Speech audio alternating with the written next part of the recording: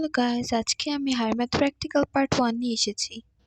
আজকে আমি 8টি এক্সপেরিমেন্টের মধ্যে 4টি এক্সপেরিমেন্ট দেখাবো।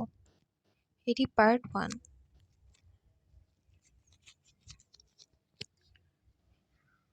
এই এক্সপেরিমেন্টগুলো আমাদেরকে আমাদের স্কুল থেকেই বলে দিয়েছিল, অর্থাৎ এই কোশ্চেনগুলো আমাদের স্কুল থেকেই দিয়ে দিয়েছিল। তো হতে পারে তোমাদের স্কুলে ভিন্ন কোশ্চেন দিয়েছে, এগুলোর সাথে তোমাদের কোশ্চেন নাও মিলতে পারে বা হালকা মিলতে পারে, আর মিলে তো ভালোই। যদি নাও মেলে তবে তোমরা ভিডিওটি দেখতে পারো নিয়ম জানার জন্য, যে কিভাবে হায়ার ম্যাথ প্র্যাকটিক্যাল লিখতে হয়, কোথায় কি লিখতে হয়। আমি মূলত ভিডিওগুলো এই কারণেই করে থাকি যাতে তোমরা জানতে পারো যে প্র্যাকটিক্যাল কি নিয়মে লিখতে হয়। প্রথম আমি প্র্যাকটিক্যালে অনেক ভুলই করেছি। যেমন হায়ার ম্যাথ প্র্যাকটিক্যালের প্রথম দিকে সব গ্রাফ কাগজগুলো থাকে, যে কারণে আমি সব লেখাই গ্রাফ পেপারে লিখেছি। পরে জানতে পেরেছি যে গ্রাফ পেপারে না, সাদা কাগজে লিখতে হয়, এবং আমার গ্রাফ পেপার টান পড়ে যায়, পরে শেষ হয়ে যায়, কারণ আমি সব লেখাই গ্রাফ পেপারে লিখে ফেলেছিলাম।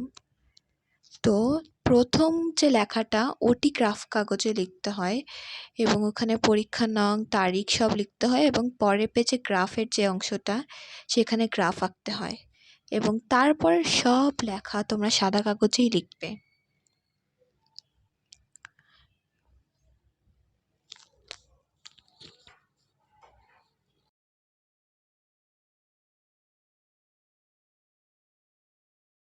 গ্রাফগুলো মাঝে মাঝেই কঠিন হয়ে যেতে পারে।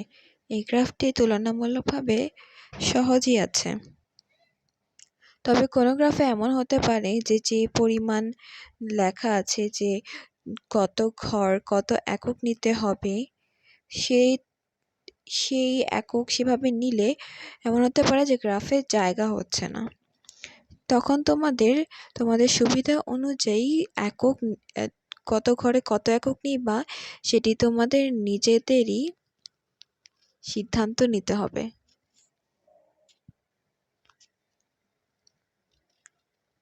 পরবর্তীতে এমন একটি গ্রাফ আছে যেটি করতে গিয়ে আমার এই সমস্যার সম্মুখীন হতে হয়েছিল।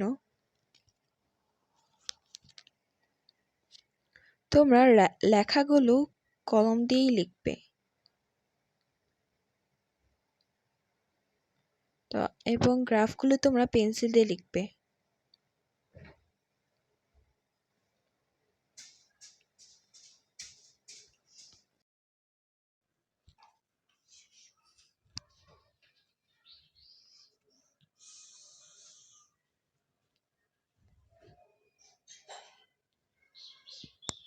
আমি যতটা সম্ভব স্পষ্ট দেখানোর ট্রাই করছি, তবে তোমাদের যদি কোনো অংশ বুঝতে কষ্ট হয় বা কোনো অংশ না বুঝে থাকো, তবে অবশ্যই তুমি কমেন্টে জানাতে পারো।